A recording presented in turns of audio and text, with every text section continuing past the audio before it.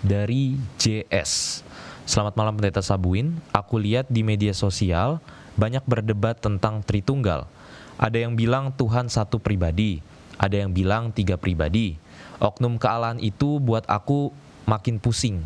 Pendeta, seberapa penting itu harus didiskusikan dan diperdebatkan?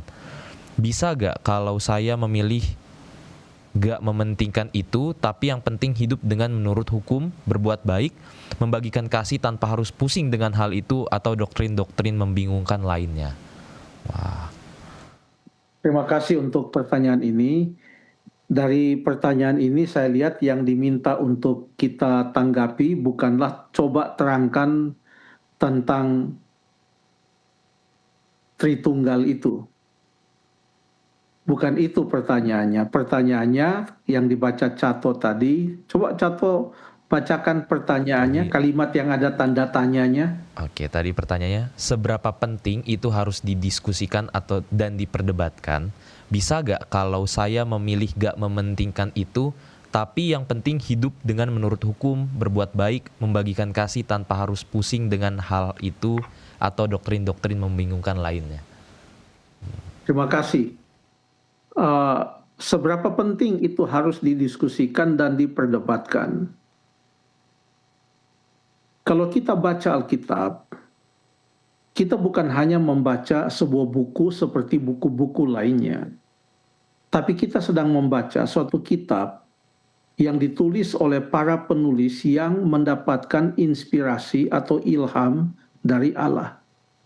Alkitab ini adalah tulisan yang menyatakan siapa Allah itu dan apa pekerjaan Allah, apa rencana Allah, bagaimana nasib manusia, apa yang telah disediakan oleh Allah bagi manusia, apa solusi Allah terhadap dosa, bagaimana dosa itu akan dibinasakan, bagaimana orang-orang yang memilih untuk percaya kepada Tuhan Yesus itu akan diselamatkan, bagaimana dunia yang berdosa ini akan diperbaharui dengan langit yang baru dan bumi yang baru. Lalu bagaimana orang-orang hidup kekal bersama-sama dengan Tuhan, mulai dari penciptaan sampai kepada penciptaan kembali, mulai dari Kejadian sampai kepada kitab Wahyu. Dari situlah kita bisa melihat siapa Allah itu, bagaimana ia berhubungan dengan manusia, bagaimana ia menyatakan kehendak dengan manusia. Dari Alkitab inilah kita mengetahui bahwa pada mulanya adalah firman, firman itu bersama-sama dengan Allah, firman itu adalah Allah, firman itu yang menciptakan segala sesuatu dan firman itu menjadi manusia. Itu dalam Yohanes pasal 1. Dari Alkitab ini jugalah kita mengetahui dalam Yohanes pasal yang ke-15, 16 bahwa Yesus meminta kepada Bapa untuk mengutus Roh Kudus, Roh kebenaran itu. Dan Roh itu akan memberikan kuasa bagi murid-murid Tuhan untuk menjadi saksi bagi Tuhan mulai Yerusalem, Yudea, Samaria sampai ke ujung bumi. Roh Kudus itulah yang menuntun kepada kebenaran. Dan pada waktu Bapa disebutkan juga Yesus, disebutkan juga Roh Kudus dalam beberapa ayat di dalam Alkitab. Dan itu tidak dipadankan dengan makhluk yang lain. Eksklusif hanya Bapa, Anak atau Yesus Kristus dan Roh Kudus. Itulah yang disampaikan. Pada waktu kita membaca Alkitab, ada satu unsur yang perlu untuk kita miliki, yaitu unsur percaya. Kalau kita percaya dan kita menerima apa yang telah dinyatakan, maka tidak akan ada masalah. Karena kita percaya. Apa yang dimaksudkan dengan percaya? Pada waktu kita mengatakan kita percaya, Maka itu menyatakan kita mempunyai hubungan dengan Allah dan kita percaya kepadanya. Kalau kita percaya kepada Yesus Kristus, artinya kita punya hubungan dengan Yesus. Kita percaya kepadanya. Kalau kita menerima Roh Kudus, kita percaya kepada pekerjaannya di dalam kehidupan kita yang menuntun kita. Itu karena kita mempunyai hubungan dengan Roh Kudus. Kalau kita sudah percaya dan mempunyai hubungan dengan Allah, sekalipun kita tidak bisa mengungkapkan semua yang detail sampai masuk kepada akal manusia yang meminta segala sesuatu harus masuk akal, tidak ada masalah. Kenapa?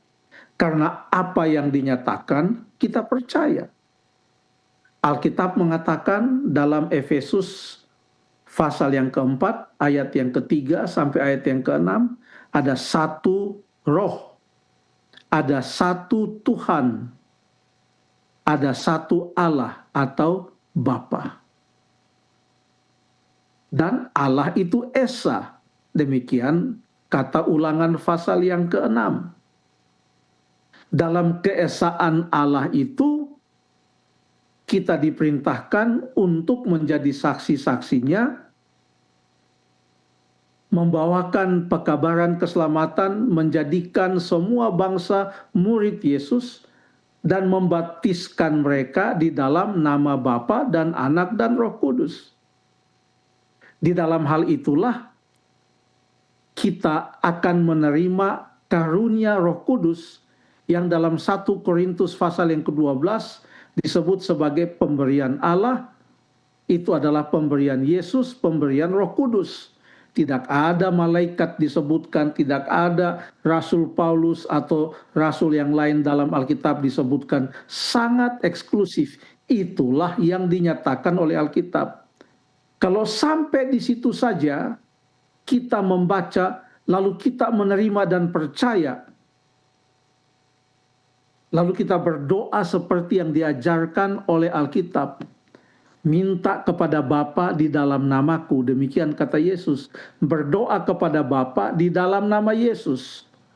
Dan di dalam Roma pasal yang ke-8 ayat yang ke-26, di sana dikatakan pada waktu kita berdoa, Roh Kudus menolong menyempurnakan doa kita. Jadi dalam doa pun kita minta kepada Bapa di dalam nama Yesus, di mana doa kita itu disempurnakan oleh Roh Kudus. Sampai di situ saja kita menerimanya dan kita percaya, hidup kita tidak akan pusing. Kita tidak akan bingung. Kenapa? Karena kita sudah percaya. Menjadi pertanyaan, apa tujuan orang berdebat? Apa tujuan orang memperdebatkan sesuatu? A. Mencari kebenaran, atau B. Mencari kesalahan. Tidak akan ada gunanya memperdebatkan sesuatu kalau setelah berdebat atau berdiskusi tidak ada iman dan tidak ada percaya. Akan ada konflik, akan ada hati yang panas, dan lain sebagainya. Alkitab diberikan. Makanya Tuhan Yesus katakan di dalam Yohanes pasal yang ke-20 dan juga Yohanes pasal yang ke-21 ayat yang terakhir, kenapa Alkitab itu diberikan? Supaya kamu percaya. Jadi kalau pertanyaannya seberapa penting itu diperdebatkan, jawabannya adalah ada yang lebih penting daripada debat. Yang lebih penting adalah kita menerima apa yang Alkitab katakan sebagaimana itu dikatakan, dan kita percaya kepada apa yang Alkitab katakan sebagaimana itu telah dikatakan. Kita percaya dan kita terima dan kita percaya. Oke.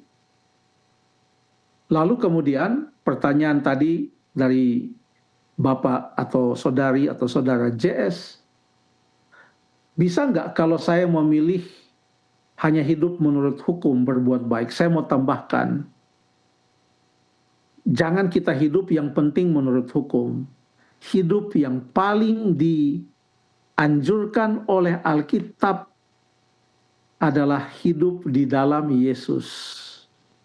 Yesus katakan, tinggallah di dalam aku dan aku di dalam kamu, maka kamu akan berbuah banyak. Hidup yang bagaimana yang Alkitab mau? Hidup yang berjalan dan percaya kepada Yesus Kristus. Supaya kita jangan binasa, melainkan memperoleh hidup yang kekal. Hidup yang bagaimana yang Alkitab mau? Hidup yang bergantung kepada Tuhan Yesus, membiarkan Roh Kudus bekerja di dalam hati kita, lalu kita selalu dekat dengan Bapa di sorga, di dalam nama Yesus, dengan bantuan Roh Kudus. Itulah hidup yang dianjurkan oleh Alkitab. Hidup yang tidak bergantung kepada usaha kita sendiri, tetapi hidup yang bergantung hanya kepada Allah untuk keselamatan kita. Itu yang Alkitab katakan. Makanya di dalam Wahyu pasal yang ke-14 disebutkan di sana apa yang penting untuk kita di zaman akhir ini. Wahyu pasal yang ke-14 ayat yang ke-12. Yang penting di sini ialah ketekunan orang-orang kudus. Tekun yang menuruti perintah Allah dan iman kepada Yesus Kristus. Menuruti perintah Allah dan iman kepada Yesus. Itu lebih penting dari segala sesuatu. Yang penting di sini untuk mempersiapkan diri kita menantikan kedatangan Yesus yang kedua kali. Bagaimana caranya supaya kita boleh terus tekun menuruti perintah Allah dan iman kepada Yesus Kristus? Ada 7 kali disebutkan di dalam Wahyu 2 dan Wahyu 3. Wahyu 2 ayat 7 mengatakan, barang siapa bertelinga hendaklah ia mendengarkan apa yang dikatakan Roh kepada jemaat-jemaat.